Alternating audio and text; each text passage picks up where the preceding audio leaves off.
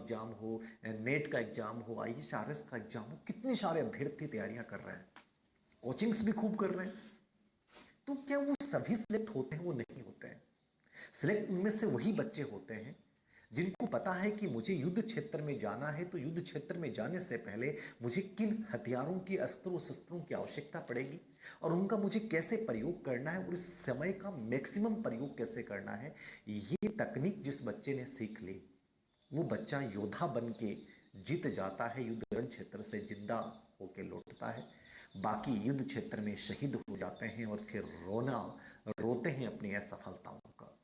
तो ये smart study हमें यही सिखाती है। इतिहास में बहुत कुछ सिखाता है। मैं हमेशा कहता हूं कि इतिहास के विद्यार्थी भी नहीं हैं आप, तो भी आपको सीखना चाहिए। दो चीजें हमेशा याद रखना।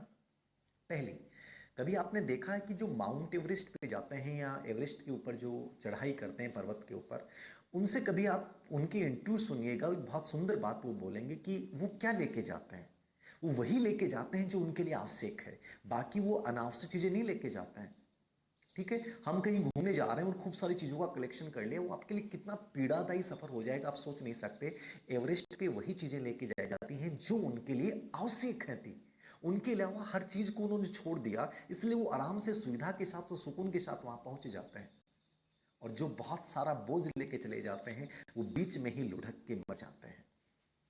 ये क्या मैसेज देता है? ये मैसेज परीक्षा के लिए भी यही है कि आपको एक एवरेस्ट की चढ़ाई करनी है, और चढ़ाई करनी है तो आपको कौन से संसाधन होने चाहिए, वहां जीवित रहने के लिए आपको केवल क्या चाहिए। उसके अलावा आपको अनावश्यक चीजों का संग्रह नहीं करना, आपको उन्हीं चीजों के साथ एवरेस्ट को, परीक्षा को पास करना है। वही चीज मैं आज चर्चा कर रहा हूं। इतिहास हमें क्या सिखाता है? तो इतिहास में ही सिखाता है। इतिहास में बड़े बड़े युद्ध हुए, उनका परिणाम देखिएगा आप। उनमें सेना से ज्यादा महत्वपूर्ण कौन जीता? जिसके पास रणनीतियां थी। हमें विदेशी आक्रमणकारियों ने हमें क्यों जीता? उसका भी बड़ा रीजन था।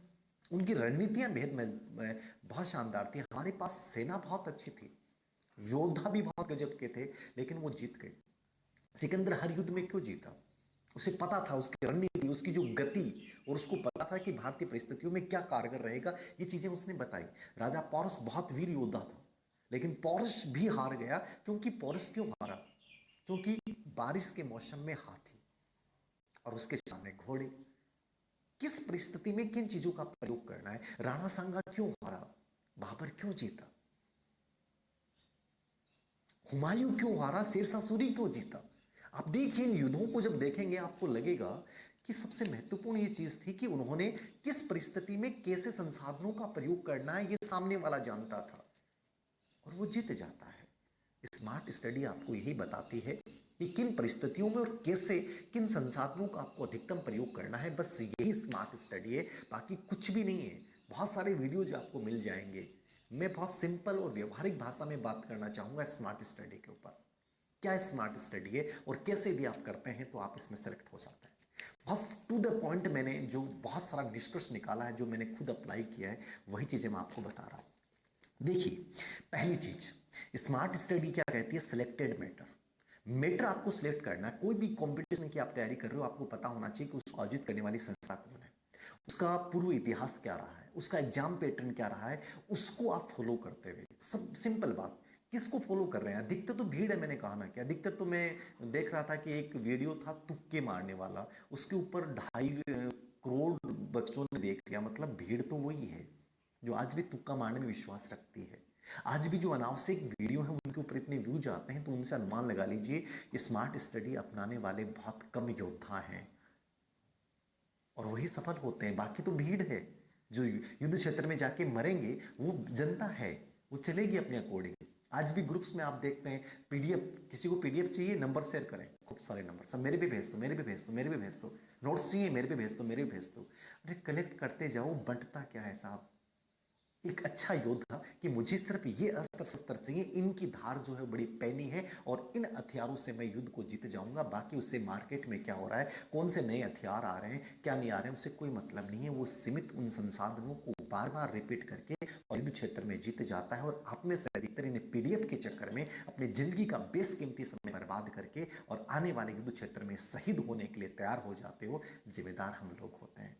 लेकिन मैंने कहा ना कि सिर्फ 10% स्टूडेंट होते हैं जो स्मार्ट स्टडी का यूज करते हैं। तो 10% में आने के लिए साहब आपको वो तपस्या और साधना वाली जो चीजें हैं वो अपने माइंड में सेट करनी पड़ेंगी, क्या सही है और क्या गलत है। तो पहली चीज क्या होती है स्मार्ट स्टडी की तकनीक, कम मैटर, संतुलित मैटर, और उसी मैटर पे नया कुछ नहीं जोड़ना, कोई पीडीएफ से मतलब नहीं है, बाहर क्या हो रहा है कोई मतलब नहीं है, उस मैटर को लेकर अपना टारगेट तय करना कि मान लीजिए किसी एग्जाम के 4 महीने हैं, तो इन 3 महीनों में मुझे ये सिलेबस पूरा रिपीट करना है, इस किताब को 3 बार रिपीट करना है, रिवीजन करना है। तो पहली चीज, पहला फार्मूला क्या है स्मार्ट स्टडी का, संतुलित विषय वस्तु के साथ योजनाबद्ध तैयारी करना, ये स्मार्ट स्टडी की पहली तकनीक है। यदि सफल होना चाहते हैं तो आपको फॉलो करना पड़ेगा। दूसरी चीज, जब भी आप कोई किताब को पढ़ रहे हैं अपने शॉर्ट में हस्तलिखित नोट्स बनाएं, चाहे कितना भी समय कम क्यों नहीं हो, शॉर्ट में बना लें। ये नहीं कि 300 पेज की किताब है तो 300 पेज लिखने हैं, आप मात्र 50 से 60 पेज के शॉर्ट नोट्स तैयार कर लें कि यहाँ से एग्जाम पैटर्न के अकॉर्डिंग ये चीज़ें इंपॉर्टेंट हैं। और एग्जाम का जब 2 या 4 या 5 दिन जब समय बचता है तो उनको उन चीज़ों को रिपीट करना है, याद रखना। ये बहुत इंपॉर्टेंट चीज़ है जो मैंने फॉलो की है, और मैंने अभी जितने भी नेट टॉपर्स हुए हैं उनकी बात सुन लीजिएगा, बहुत इंपॉर्टेंट चीज़ है। खुद के शॉर्ट में हस्तलिखित नोट, सामाजिक विकास है सावी लिख दिया जाए, इस प्रकार से अपने नोट्स अपने हस्तलिखित तैयार कीजिए। तीसरी चीज, पूर्व एग्जाम के अभ्यास प्रश्न पत्रों का रिपीटेशन।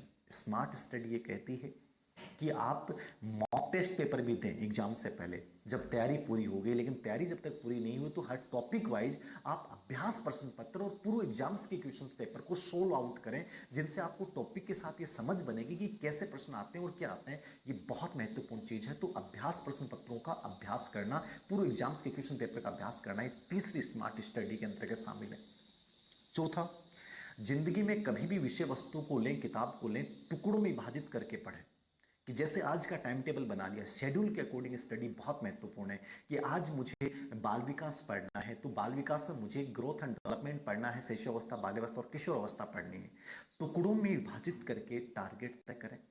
आप लंबा लक्ष्य बनाएं, लक्ष्य को छोटे छोटे उद्देश्यों में विभाजित करें, जिससे कि उनकी प्राप्ति में आपके लिए बहुत आसानी रहेगी। तो ये एक बहुत जरूरी है, क्योंकि बहुत लंबा लेके चलोगे कि आज एक ही टॉपिक को मुझे पूरा पढ़ना है, तो आप थक जाओगे और वो आप में एक प्रकार से नकारात्मकता भी पैदा करेगा। तो ज्यादा बेहतर ये है कि उस टॉपिक को, बड़े टॉपिक को टुकड़ों में विभाजित करके उसके बाद जो है उसकी आप तैयारी करें। ये बहुत जरूरी है, याद रखना। पांचवी चीज, परिस्थिति के अनुसार निर्णय लेना है। स्मार्ट स्टडी ये कहती है कि जैसी परिस्थिति है, कितने महीने हैं, कौन सी संस्था आयोजित कर रही है, अब इन महीनों में मुझे मैक्सिमम कैसे देना। मैंने कहा ना कि हुमायूं क्यों हारा, शेरशाह सूरी का रणनीति थी कि युद्ध क्षेत्र में बारिश का इंतजार किया और उसके बाद उस क्षेत्र में जहां बारिश भर गई और उसके बाद उसके साथ युद्ध किया। मैटर कोई गहन अध्ययन करने की आवश्यकता नहीं है, आपको केवल उन चीजों की पहचान करने की पर्सन कहां से आता है। समझ में आ रहे हैं। मैंने साइकोलॉजी की बात की पहले, ठीक है। ऐसे अपन राजस्थान के इतिहास की बात करते हैं तो हमें पता है कि चित्रकला पे प्रश्न आता है, चित्रकला पे गौण चित्रकारों में प्रश्न आता है। ये नया ट्रेंड है। अब ये ट्रेंड को पहचान लेना, ये स्मार्ट स्टडी, ठीक है। नृत्य के ऊपर प्रश्न आता है, नृत्यों में जो गौण नृत्य उनमें प्रश्न आता है, ये स्मार्ट स्टडी है। राजस्थान के एकीकरण पे प्रश्न आता है हर एग्जाम में। पहले सामान्य प्रश्न आता था, अब राजस्थान के एकीकरण पे ये प्रश्न आने लग गया कि किस एकीकरण के चरण में कितने करोड़ रुपए खर्च हुए, ये राशि तक पूछी जाने लगी। मतलब ये स्मार्ट, ये पहचान करनी है कि आजकल का ट्रेंड क्या है, न्यू ट्रेंड क्या है, उस ट्रेंड के अकॉर्डिंग अपने मैटर को सुव्यवस्थित रूप से तैयार करना, ये स्मार्ट स्टडी है साहब। भीड़ तंत्र से अलग होना, ये चीजें आपको कैच करनी पड़ेंगी, कोई नहीं बताएगा। ये चीजें कोई नहीं बताएगा, आपको खोजनी पड़ेंगी साहब कि इस एग्जाम पैटर्न के अकॉर्डिंग ये एग्जाम का पैटर्न ये सिद्ध करता है कि यहाँ हमें ये चीजें फॉलो करनी है। तो ये चीजें आपको करनी है। दुनिया में अपने आप पे विश्वास रखो, याद रखना, उम्मीद अपने आप से रखो, और आपकी उम्मीदें केवल आप ही पूरी कर पाओगे, लेकिन वो तभी कर पाओगे जब भीड़ से अलग निकल जाओगे। तीसरा, प्रतिदिन मूल्यांकन। स्मार्ट स्टडी की ये तकनीक है कि जब भी आपने पढ़ा, मॉर्निंग से आपने शेड्यूल तय किया, आज मैं टॉपिक पढ़ रहा हूँ, 2 से 3 सब्जेक्ट लेके आप चलें, और 2 से 3 सब्जेक्ट लेके चलने के बाद रात को सोने से पहले एक बार ये देखें कि आज जो आपने शेड्यूल बनाया था क्या वो पूरा हुआ कि नहीं हुआ। अपना मूल्यांकन कीजिए और कल अगले दिन के लिए एक नए टारगेट अपने आप को दे दीजिए सोने से पहले। ये स्मार्ट स्टडी का एक बहुत महत्वपूर्ण कारगर तरीका जो टॉपर्स